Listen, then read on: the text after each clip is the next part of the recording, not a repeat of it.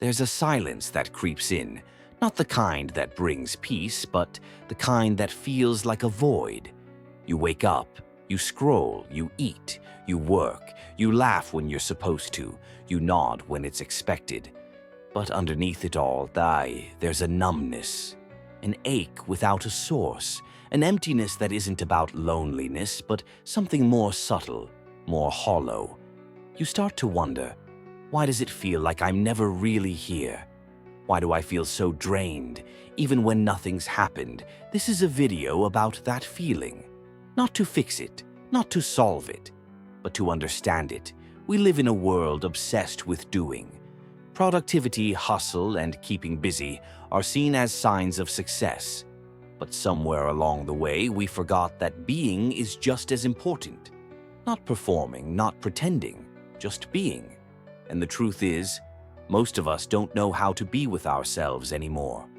We've outsourced our sense of self to the noise around us, to the validation of strangers, to the distractions of technology, to the expectations of others. And when the noise fades, when we're finally alone, there's nothing left to echo back. That's when the emptiness shows up. Not because we're broken, but because we're disconnected. Here's a thought. Maybe emotional emptiness isn't a flaw. Maybe it's a signal, a whisper from the self you've been ignoring. It's not that you have nothing to feel. It's that you've become so used to suppressing, so used to surviving, that the deeper parts of you got buried under layers of performance. We don't run out of energy because we're doing too much. We run out because we're doing the wrong things. Because we're leaking energy into people who don't reciprocate, because we're pretending to be okay when we're not, because we're saying yes to things that erode us. Energy doesn't just disappear, it gets misplaced. Let's talk about emotional availability, not in the relationship advice kind of way, but in the existential, soul-level kind of way. Are you available to yourself? Can you sit in silence without needing to escape it? Can you witness your sadness without trying to solve it? Can you acknowledge your desires without shame?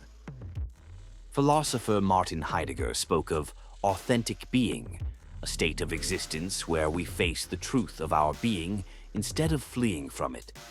But authenticity requires courage. And in a culture that profits off your insecurity, being authentic is a radical act. Here's what most people won't tell you. Healing isn't glamorous.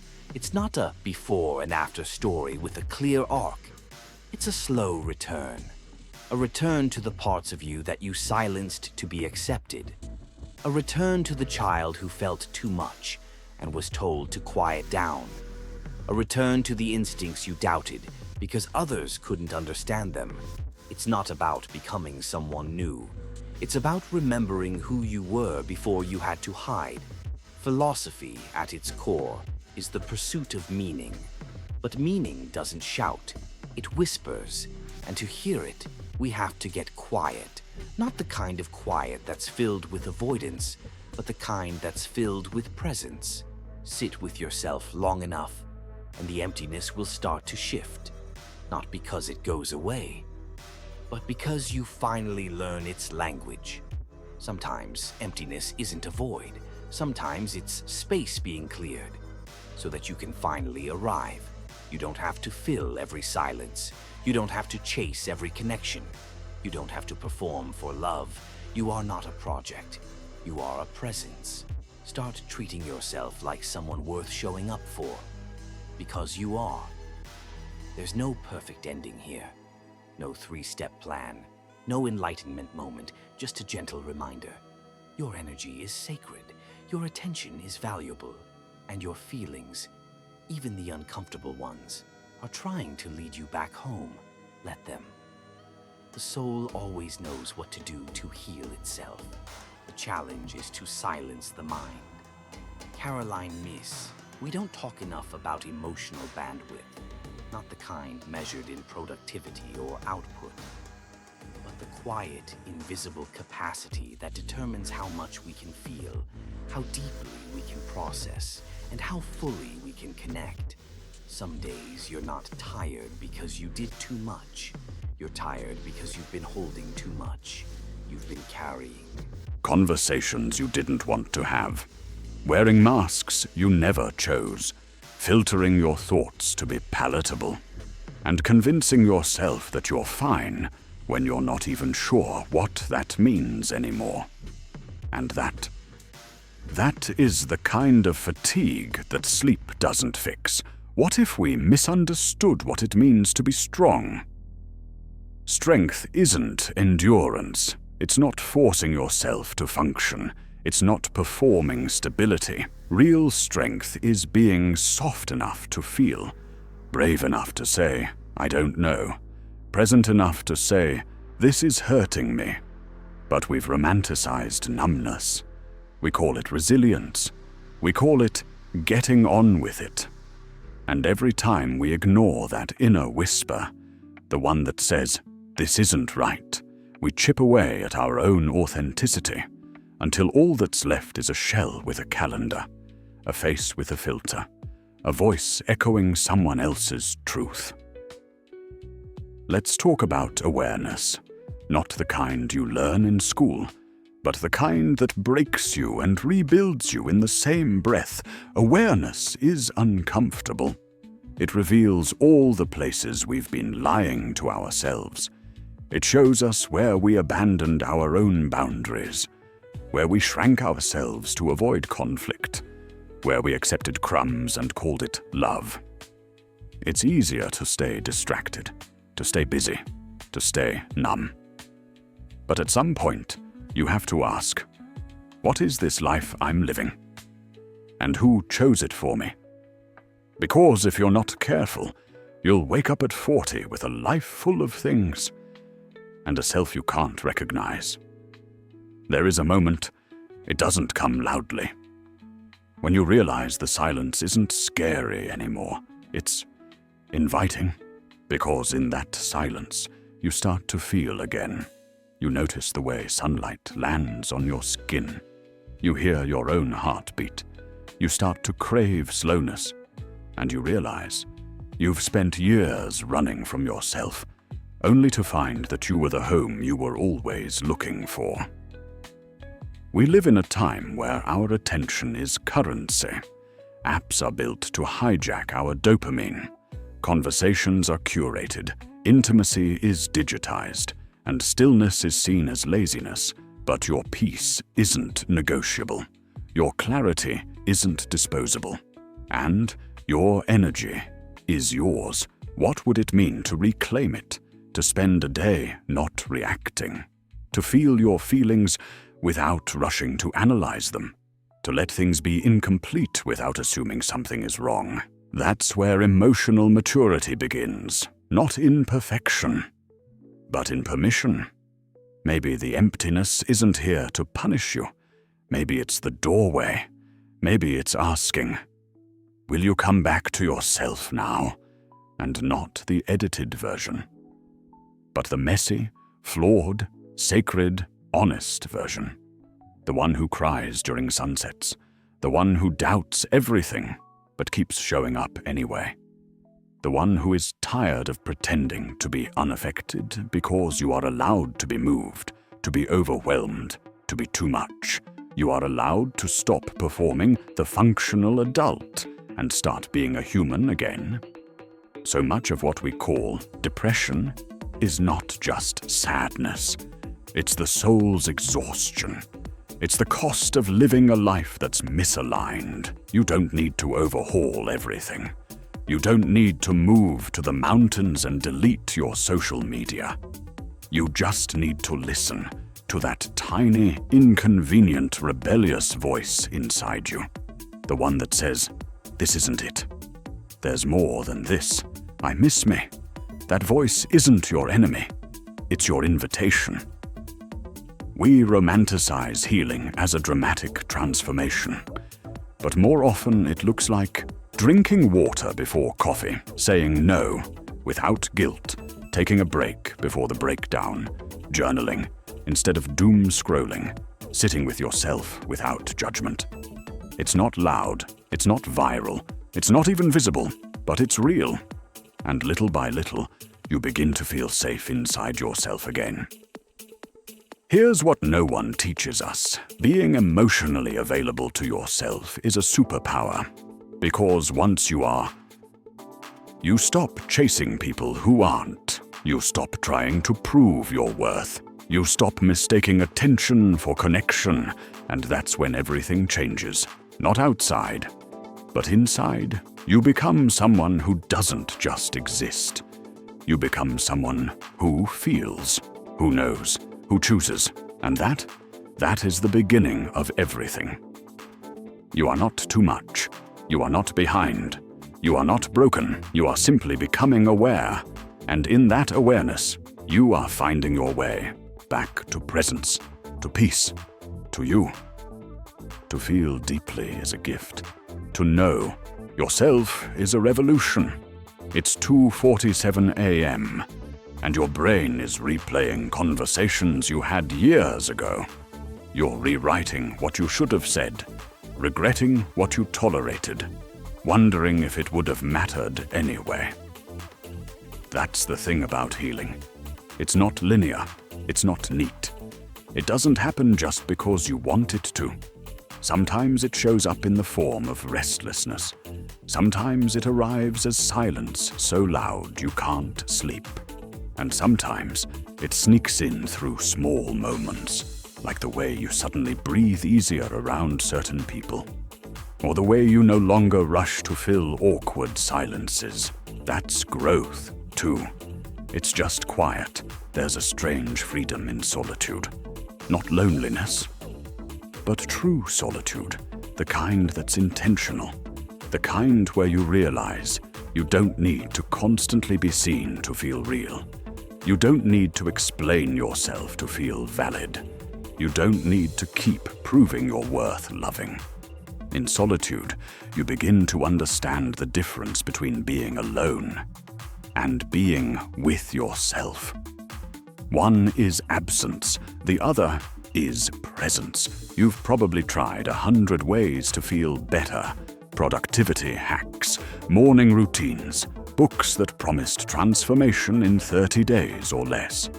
But the truth is, most of what we call self-help is just another way to avoid stillness, because stillness isn't glamorous.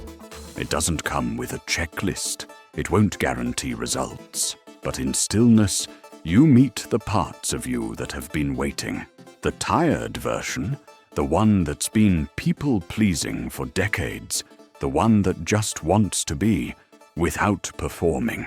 And when you sit long enough, that part starts to trust you again. Letting go is a slow ritual, not a dramatic scene with music and closure. It's often subtle. It's realizing you haven't checked their profile in weeks. It's noticing the text thread you didn't feel the need to reply to. It's hearing a song that used to break you, and feeling nothing but breath. Grief is not always loud. Sometimes it's soft. Sometimes it's relief, because you're not just grieving them. You're grieving the version of you that didn't know any better. And that version deserves your compassion, not your shame. Self-worth isn't something you find.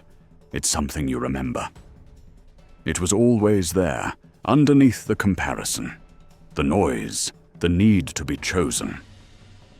You don't become worthy by fixing yourself. You realize you were never broken to begin with. But we live in a world that profits from your insecurity, that markets self-love in the same breath it sells you inadequacy. So reclaiming your worth, that's not just healing, that's rebellion. You're allowed to pause, not because you've earned it, not because you're burned out, but because your existence does not require justification. You do not have to perform exhaustion to be valid. You do not need to bleed yourself dry to be taken seriously. You're allowed to rest, even if there's more to do. Even if others don't understand. Even if the world keeps spinning without you. Your energy is sacred, and rest is not retreat. It's reclamation.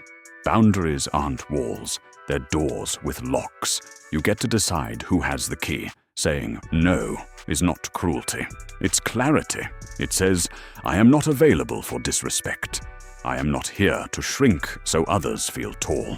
I will not betray myself to keep the peace. And the people who truly love you will never require your self-abandonment. So much of life is spent waiting. Waiting to be ready. Waiting to be healed. Waiting for permission. But what if you stopped waiting? What if you started now? With the imperfect version of you.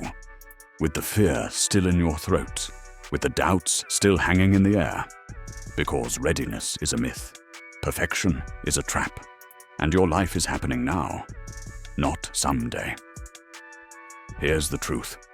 You will never feel fully certain. You will never have absolute clarity, and you won't always feel brave, but you will feel something real. And that is enough. That's the anchor.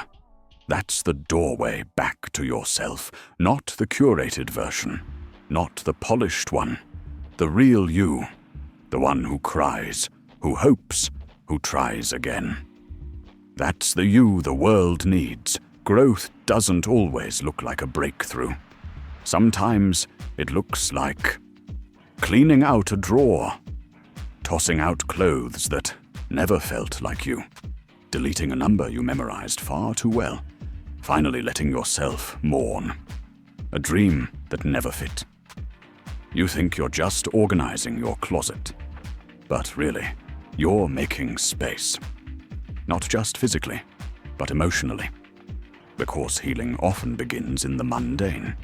Not in grand gestures, but in quiet shifts. There's a kind of loneliness no one talks about. The loneliness of being surrounded, of being known, superficially, but never really seen. You smile, you nod, you perform. But inside, you're wondering if anyone would notice if the real you stood up and walked out. And it's not because you're broken. It's because you've been hiding, not out of deception, but survival. You learned early that not everyone can handle your depth, your sensitivity, your truth. But here's the secret. The right people, they won't just handle it. They'll honor it. We don't always talk about how angry healing can feel. Because beneath your sadness, there's rage. Rage at being ignored, at being used, at how long it took to realize you deserved better. And it's okay to feel that. It's okay to scream in the car, to punch the pillow, to finally admit you're tired of always being the understanding one. Anger is not a flaw. It's information.